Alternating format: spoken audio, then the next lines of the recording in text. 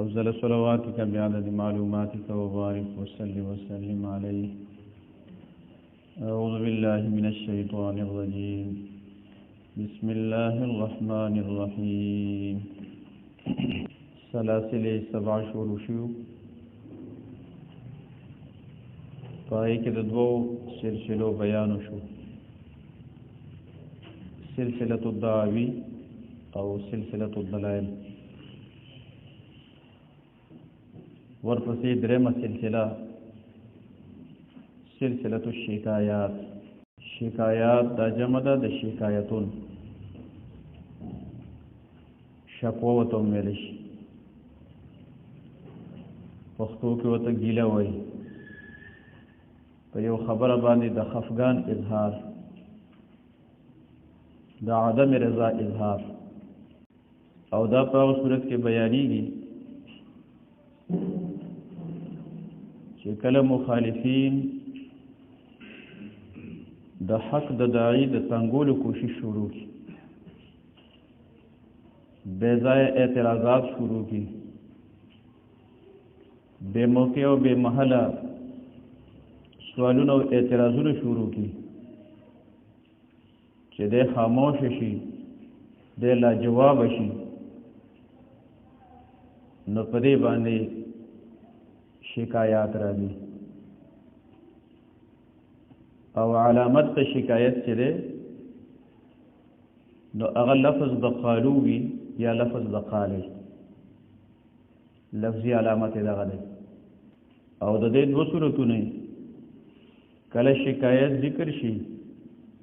وسره دغه جواب هم راشي، او کله محض شکایت ذکر شي او جواب ذکر نه کړی شي.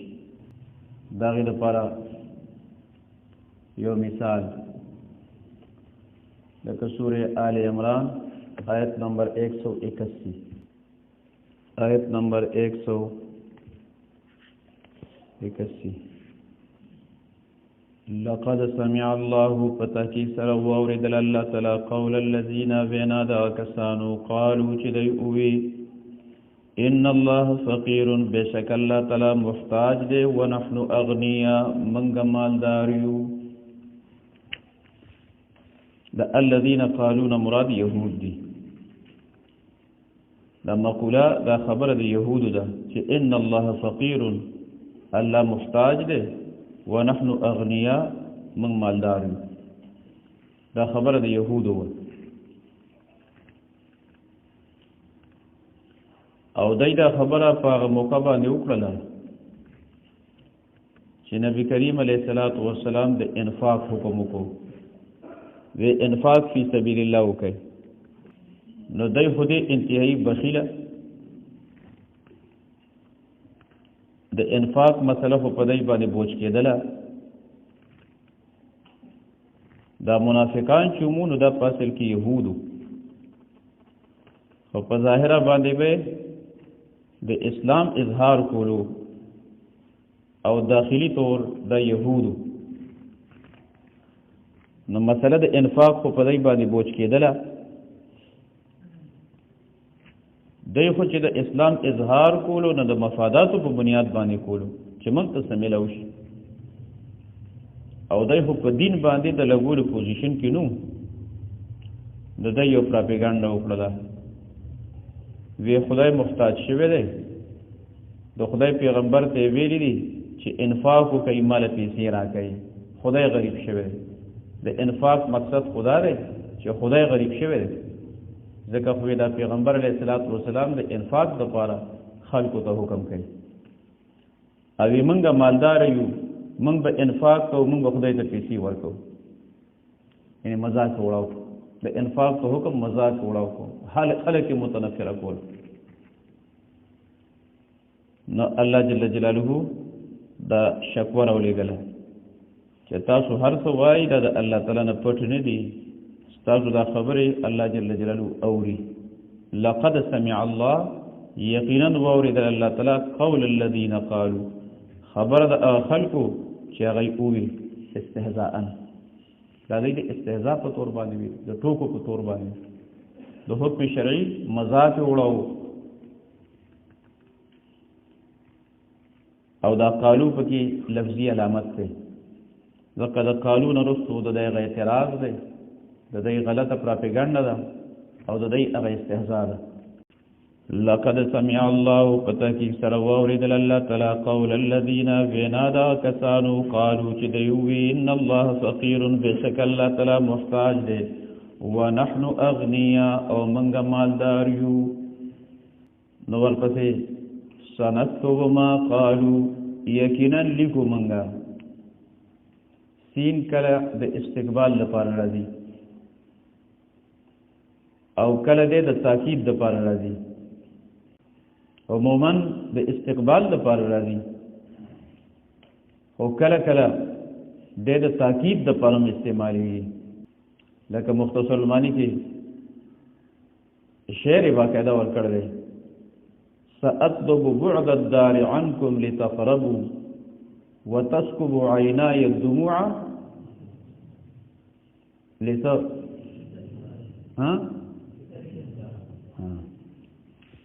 لتجمد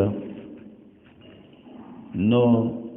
دغه د کسین چې ده نو دا د استقبال لپاره نه ده بلکې دغه د کسین دا د تاکید لپاره ده نو دې ځکه هم دا سین دا د تاکید لپاره ده او ما قالو دا اول کې مصدر سره چې د ما قبل دا عطف په برابر شي یعنی مناسبت لفظی پیدا شي عطف خو جائز ده بهر حال او چې لفظی مناسبت پیدا شي سنكتب قولهم وقتلهم الانبياء بغير حق یقینا لیکو منګه وینا دوی دا کوم خرافات چې وای دا کوم بکواسات چې کوي کوم اعتراضات چې کوي په جواب باندې الله تعالی فرمایي د دې د زبانی بکواسات مونږ لیکو وقتلهم او د انبیاء کرامو دا وجل ول لیکو کردار ولم نوٹ کو ما قالو دای گفتار دی او قتلهم دای کردار دی د دې گفتارم نوٹ کیږي د دې کردارم نوٹ کیږي سنكتبو تپتا کی سره لیکو منگا ما قالو بیناد دوی وقتلهم او وجلد دوی الانبیاء پیغمبران لرا بغیر حق بلا وجه بغیر د سوجی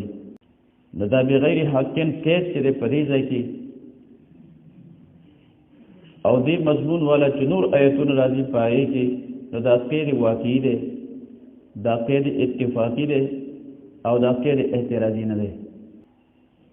ذکر دا انبیاء کرام و قتل دا یی بلا وجه او دا غی وجه دا پیغمبر چې ده نو ده معصومی دو گناهونه نه ددنا داسې ګناه نه کیږي چې هغه موجب د قتل چې دا غي د وجه نه د قتل جایز شي د پیغمبر قتل دا یی بلا وجهن دا قید اعتراضی نه ده بلکې دا قید اتفاقی ده او دا قید واقعي ده ونقول وبوایو منغا للملائکه فرشتو ته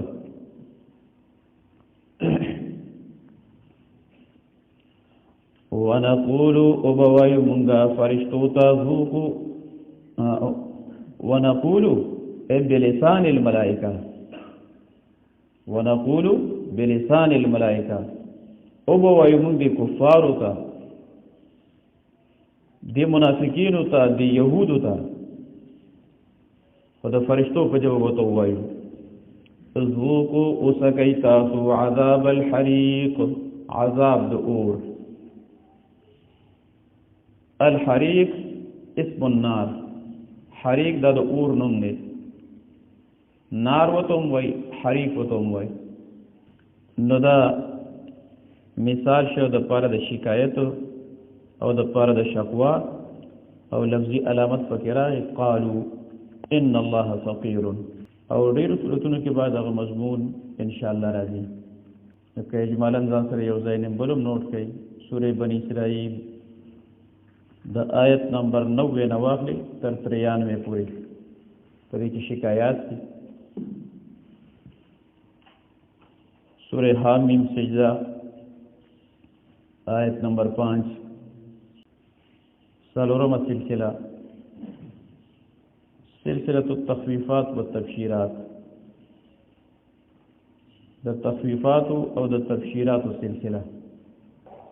تخفیف یری ورکول ته ویل شي، د خوف نه دی، چاته یره ورکول، چاته دمکی ورکول، ایته وارننګ ورکول چې سم شګنی داسې کار به سره وکم، داسې کار به سره وکم. او تخفیف چې دی د بنیادی طور د په دوه قسمه دی، یو دنیوي او بل اخروی. کله صرف تخفیف دنیوي ذکر شي، کله صرف تخفیف اخروی ذکر شي، او کله تخفیف دنیوي اخروی دواړه په یو ځل باندې ذکر شي. درې واړه صورتونه راتلی شي. او دا مضمون آسان د اجمالا ځان سره ځایونه نوٹ کړئ. ډېر کم صورتونه چې هغه د تخفیف د مضمون نه خالي، اکثر صورتونو کې مضمون د تخفیف دا راځي. د تخفیف دنیوي لپاره د سوره مریم آیت نمبر 98، د تخفیف اخروی لپاره سوره مریم آیت نمبر 86، چې دواړه په یو ځل باندې راغلي نو سوره آل عمران آیت نمبر 12. او مقصود د تخفیف نه څه شی دی؟ تسلیم د دعوه، چې دا مخالف دا دعوه تسلیم کړي وی مني. او دویم شی دی بشارت. بشارت پښتو کې وته زیره وي، خوشخبری. نو څنګه چې تخفیف راځي د پاره د مخالف او د منکر،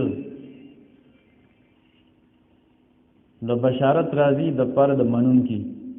د پاره د مؤمن، د پاره د تابعدار،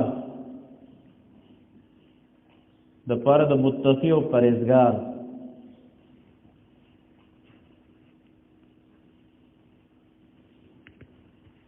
او څنګه چې تخفیف په دوه قسمه دی، د دک شانته بشارت هم په دوه قسمه دی، یو دنیوي او بل اخروی. بشارت دنیوی لکه سوره الصف آیت نمبر 13، د سوره الفتح ابتدائی آیتونه انا فتحنا لك فتحا مبینا، د سوره حج آیت نمبر 39 وغیرہ. او بشارت اخروی لکه سوره الطور آیت نمبر 18، سوره رحمان آخرانه رکوع سالمه بشارات اخروی دي. پنځمه سلسله سلسله التنبیهات. تنبیه خبرداري ورکول، او تنبیه راځي د پر د اصلاح، یعنی بعضی خبرې چې هغه قابل اصلاح وي د هغې متعلق خبرداري راځي، یو نوټس راځي. تنبیه نوټس ته ویل شي، خبرداري ورکول ته ویل شي چې دا کار داسې نه دی په کار، دا ګوره داسې په کار دی. او تنبیه چې دا نو دام په دوه قسمه ده. کله تنبیه راځي پیغمبر ته، کله د پیغمبر نه خطا اجتهادي وشي یا خلاف اولا وشي، د پاغې باندې تنبیه راشي. ځکه ګناه پیغمبر نه کوي، زیات نه زیات خطا اجتهادي کېدی شي یا خلاف اولا کېدی شي. د په دغه صورت کې تنبیه راځي الی الرسول صلی الله علیه وسلم. او کله تنبیه راځي امت ته. د تنبیه الی الرسول لپاره مثالونه لکه سوره انفال آیت نمبر 67، سوره عبس ابتدائی آیتونه، سوره التحریم ابتدائی آیتونه، سوره التوبه آیت نمبر 43. او تنبیه الی الامت دې لپاره مثال لکه سوره ال عمران آیت نمبر 118، آیت نمبر 119، او دې اصطلاح ته نږدې یو بل اصطلاح د مفسرین او حضرات ځینې مفسرین هغه استعمالوي دې ته نږدې ده لږ معمولی فرق لري خو بهرحال یو بل ته نږدې اصطلاحات نو ځینې مفسرین دې دپاره لفظ د زجر استعمالوي زجر زورنې ته ویلی شي ځینې مفسرین دې دپاره لفظ د عتاب استعمالوي عتاب عدم رضا شپږمه سلسله التسلیات تسلی ویلی شي حوصلې ورکولو ته بنده باندې څه پریشانی راشي او دوستان وڅخه راشي مشران وڅخه راشي بلکې دی کله درخواست کوي یاره چې که تاسو موږ څخه راغلئ زموږ به لږه تسلي وشي یعنې زموږ به لږه حوصله اوچته شي نو تسلي حوصلې ورکولو ته ویلی شي کله په دایي باندې پریشانی راشي د مخالفینو د طرف نه حالاتو کې راګیر شي داغه سپورټ ته ضرورت راشي داغه سهاري ته ضرورت راځي نو داغه حوصله افزایي کولی شي چې ته مضبوط شه ته جري او بهادر شه او ته د خپلې خبرې او د موقف نه رسو کېږه ما او د هغه ملا ډبولی شي د دې ته ویلی شي تسلي او تسلي په دوه قسمه ده کله به تسلي راځي پیغمبر پاک علیه السلام ته او کله به تسلي راځي مؤمنانو ته د پیغمبر پاک علیه السلام د تسلی دپاره مثال لکه سورة الرعد آیت نمبر 38 سورة الشعراء آیت نمبر 3 او چې کله تسلی مؤمنانو ته لکه سورة آل عمران آیت نمبر 123 آخرانه سلسلة رد شبهات د چا څه شکوک وي څه شبهات وي د هغې جواب او د هغې رد او د امام شاه ولی الله محدث دهلوي رحمت الله علیه اصطلاح کې دې ته علم الجدل ویلی شي علم المخاصمه یعنی مناظره بالدلائل مخالفینو چې کوم شکوک او شبهات وي د هغې کوم مزعومات وي د هغې کوم عقاید باطلۍ د دلیل په دنیا کې د هغې نه جواب وشي یا محض د هغې قباحت او شناعت بیان شي قرآن مجید کې دغه مناظرات بالدلایل دا موجوده ده د فرق اربعه وزوالو سره اصالتاً سلور فرق قرآن مجید باقاعده د هغې سره بحث کړی یو مشرکین دویمه فرقه یهود دریمه فرقه نصارا او څلورمه فرقه منافقین هغه مخاصمه په دوو طریقو باندې ده یو دا چې الله جل جلاله عقیده باطله ذکر کی د باطل پرستو او داغه په شناعت باندې او داغه په قباحت باندې او داغه په استنکار باندې اکتفا وکړي لکه را بشي سوره النحل کې آیت نمبر 57 کې او سوره التوبه آیت نمبر 30 کې او دغه طریقه دا ده چې الله جل جلاله بیانو کې وضاحت کې د شبهاتو د مخالفینو او بیا داغه جوابو کې دلایل سره او جواب دو قسمو دلایل سره کېږي شاه صاحب رحمت الله علیه فرمایي یا برهانی دلایل سره چې دا قطعی وي او یا خطابی دلایل سره چې دا ځواني